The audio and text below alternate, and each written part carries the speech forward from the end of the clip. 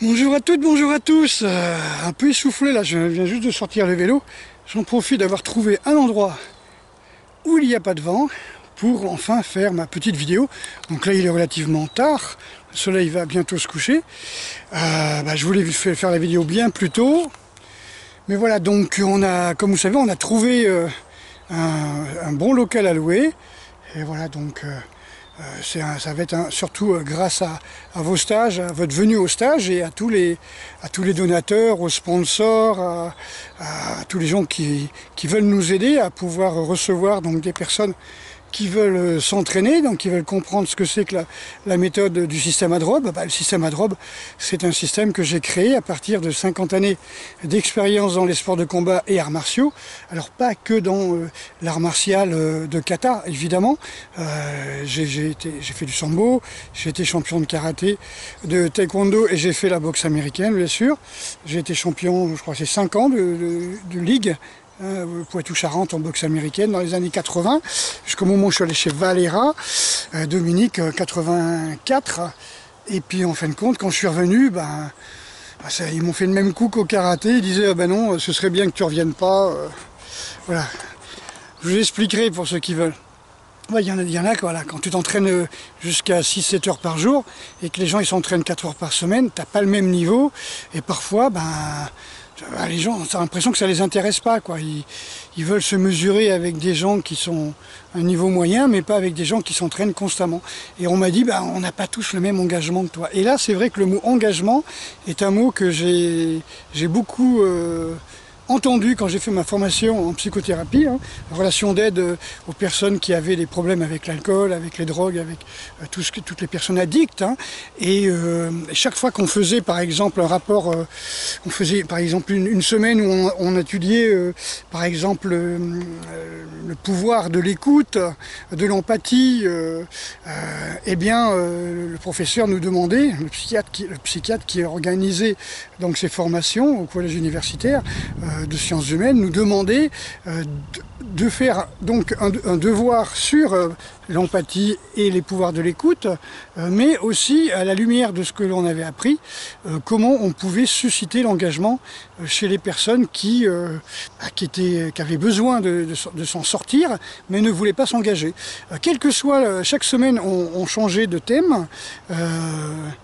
Et à chaque fois, alors, il y avait les placebos, il y avait la naturopathie, il y avait par exemple le toucher, le massage, des choses comme ça, le regard,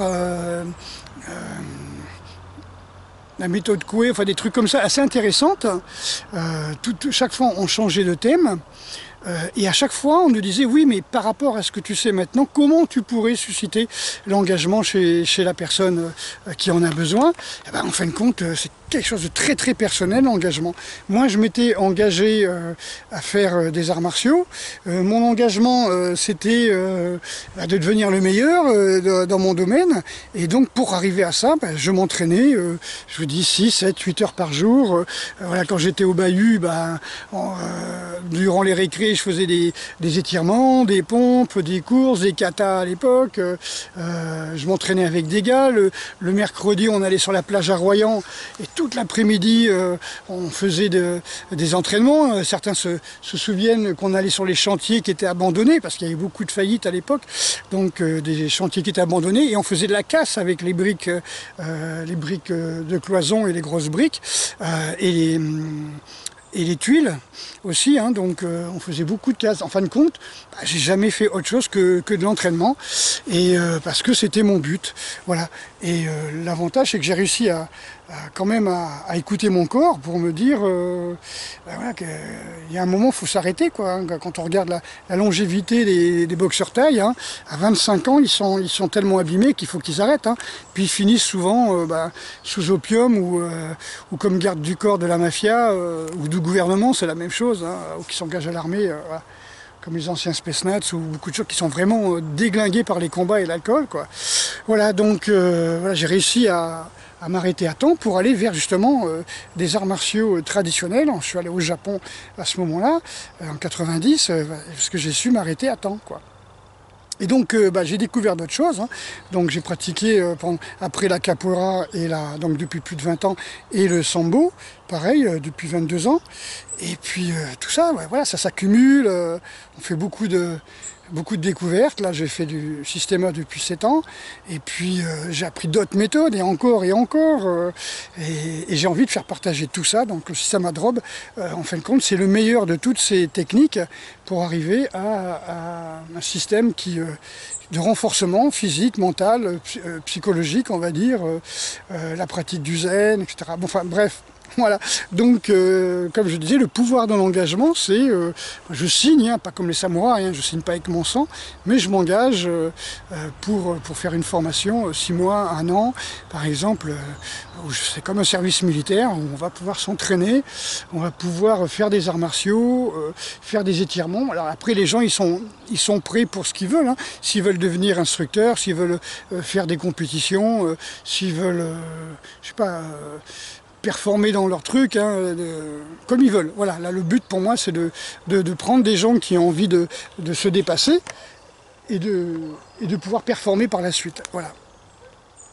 Voilà donc avec les méthodes d'entraînement que je prends un petit peu partout, avec bien sûr une bonne fondation quand même logique, hein, sur l'histoire de l'art martial, l'histoire des arts martiaux en Orient et en Occident, hein. Ça commencera par les Grecs, hein, le principe de la lutte grecque, hein, le palais orthopalais, les gladiateurs, les combats celtes, après on pourra parler de l'épée du Moyen-Âge. Enfin, il y aura toujours quelque chose, hein, et pourquoi pas faire venir des formateurs aussi, spécialistes, qui peuvent nous apprendre aussi pas mal de choses dans ce domaine. Voilà, pour moi le but c'est de pouvoir avoir ce local pendant au moins 2 ans pour pouvoir former un maximum de personnes. Voilà, ce ne seront plus nos petits stages d'été, il y aura des stages d'été comme on fait bien sûr à l'extérieur, mais il y aura tout l'hiver, on sera à l'abri pour faire des formations. C'est un petit peu ce qui nous manquait. À savoir que ce local contient une salle d'études, un atelier, une forge, une grande bibliothèque, une salle d'exposition, voilà, donc il y a plein de choses, voilà, un bureau. Voilà, il y aura beaucoup de possibilités aussi. On verra tout ça, d'accord? Donc merci beaucoup à ceux qui nous ont envoyé des dons. Alors n'hésitez pas, alors évitez maintenant, on va éviter tout ce qui est PayPal, tout ce qui est machin comme ça, directement faire des dons sur le club, vous me demandez le RIB, hein, par rapport à mon adresse, ou vous envoyez des chèques, c'est très bien. Ça aussi, de façon à pouvoir déjà réserver ce local pour au moins 2 ans. Hein. Je voulais le réserver sur 10 ans, mais bon, on va le réserver sur 2 ans. Hein, sur 2 ans, ça fait 30 000 €. On ne trouve pas ça comme ça qui tombe du ciel. Hein. Voilà. Mais bon, en attendant que les stagiaires reviennent, c'est important qu'on puisse installer le matériel, et je vous dis pas, c'est un bootcamp permanent, vous voyez, c'est comme les classes chez les commandos, mais au lieu de faire des classes pendant 1 mois, vous allez faire des classes pendant 6 mois, voilà, ou pendant 1 an. Ce sera l'intensité des classes, hein, qu'on va garder. Alors, je regarde par exemple le colonel Michel Goya, hein, qui parlait de la fabrique du soldat, en disant qu'il y a une limite à ne pas dépasser, parce que le but c'est que la personne soit vraiment opérationnelle face au stress, mais d'un autre côté, il ne faut pas qu'il pète les plombs et qu'il casse, quoi. Donc ça va vous mettre en face de votre fragilité interne, hein, mais avec un engagement, comme on dit, si vous êtes vraiment engagé en essayant de découvrir le meilleur de vous-même, hein. Le but c'est pas une compétition, hein, vous ne cherchez pas à être meilleur que les autres, vous cherchez à vous dépasser et à être le meilleur de vous-même. Voilà. Alors il y a un truc qui m'avait intrigué, hein, c'est que par exemple chez les Russes, on a la fête des hommes. Vous voyez, nous on a la fête des mères, la fête des pères. Eux, ils ont la fête des hommes. On n'appelle pas ça la fête des hommes, on appelle ça la fête des défenseurs. Vous voyez, ceux qui ont défendu le pays, et donc pendant des années, on voyait défiler les anciens de la guerre 45, il y a des anciens d'Afghanistan, etc., qui défilent avec leurs médailles et tout ça. Et on voit ça dans les films, hein, dans les vieux films où ils nous remontrent, par exemple, ceux qui ont survécu à la bataille de Moscou. À la fin du film, parfois, ils nous montrent en noir et blanc, dans les années 70, les gens qui étaient encore vivants, les quelques survivants, hein, étaient là, comme nous. Hein, on avait des gens qui ont fait la guerre 14. Le dernier est mort il y a quelques années, d'après ce que j'ai compris, le dernier poilu. Et puis, voilà, il y a des vétérans. Hein. Donc, pourquoi en France, on n'a pas une fête fête spécifique des défenseurs? Eh bien, parce que on ne va pas faire une fête pour des gens qui se sont rendus. Hein, bien sûr, il y a eu la bataille des Ardennes, je ne le nie pas, il y a eu des combats, mais voilà, quand vous avez 80% des gens qui collaborent et puis 20% qui s'enfuient en Angleterre ou ailleurs, en Espagne, voilà, c'est clair qu'on n'a pas envie de faire une fête pour ces gens-là. Donc je pense que c'est peut-être pour ça, et je le déplore, hein, ça aurait été bien que on gagne enfin une guerre, hein, qu'on ait au moins un siècle où on ait enfin gagné une guerre à nous tout seuls. Voilà, n'oubliez pas non plus que... sympa, hein. Le peuple qui a eu le plus de morts pendant la guerre, hein, c'est quand même les Russes, hein, donc ils ont fait Stalingrad, ils ont défendu Stalingrad, ensuite ils ont été jusqu'à Berlin, hein, jusque dans le bunker de la bête, comme on dit, hein. Donc quelque part, voilà, c'est eux qui ont le plus de morts, hein. Donc évidemment, on nous parle toujours du débarquement, c'est plus spectaculaire de montrer des films du débarquement. Les Russes, ils n'ont pas eu ça, quoi.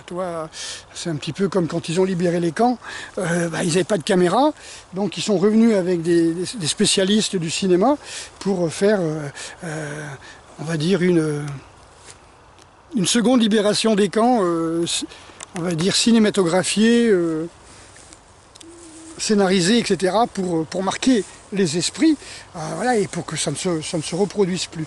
Voilà, donc quelque part, ça aurait été bien, hein, en France, on ait une fête des hommes, à la gloire des hommes qui ont défendu leur pays. Et malheureusement, j'ai participé à énormément de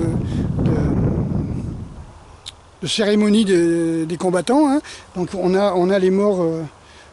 la guerre 14, les poilus, tous ceux qui sont morts dans les tranchées, chaque village a son monument aux morts, qui vont peut-être pas rester longtemps, hein, parce que la gauche que l'on a actuellement veut virer tout ça, veut virer les monuments aux morts, veut virer les calvaires, à la croisée des chemins, les croix au-dessus des églises et les coques, les clochers, enfin bref, les vaches qui meuglent, les cochons qui puent et les coqs qui chantent le matin, quoi. Il fallait enlever tout ça, quoi, ça les gêne. Voilà, donc voilà, je regrette qu'on n'ait pas cette fête des combattants, hein, qu'on ne soit pas fiers de nos pères, hein. Heureusement, il y a eu des résistants, surtout en 44-45, mais bon, il y a quand même eu des résistants. Et voilà, moi, j'ai été plus ou moins chaperonné, on va dire, quand j'étais enfant, quand j'étais ado, par un ancien du Vercors, hein, un ancien résistant du Vercors, hein, qui m'a appris énormément de choses pendant 20 ans, jusqu'à son décès. J'ai été fidèle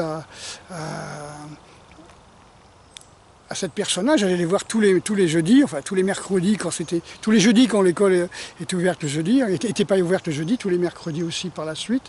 Dès que j'ai travaillé, j'allais le voir le week-end. Je passais pas une semaine sans aller le voir, et c'est quelqu'un qui m'a appris énormément de choses sur ce qu'était la valeur humaine. Ça, c'est important, ce que c'était qu'un homme, ce que c'était... toute cette virilité que les woke, bobos, LGBTQRX ne veulent pas entendre parler, hein, cette virilité qui les étouffe, hein, qu'ils appellent virilisme, alors que, comme j'expliquais, le virilisme, dans la définition, c'est les caractères masculins qu'ont les femmes quand elles ont des poils sur le visage, hein, c'est ça le virilisme, hein. C'est le menton carré et la barbe, les femmes à barbe, quoi. Le virilisme, c'est ça, quoi. C'est un caractère masculin par défaut hormonal, hein, voilà. Voilà, donc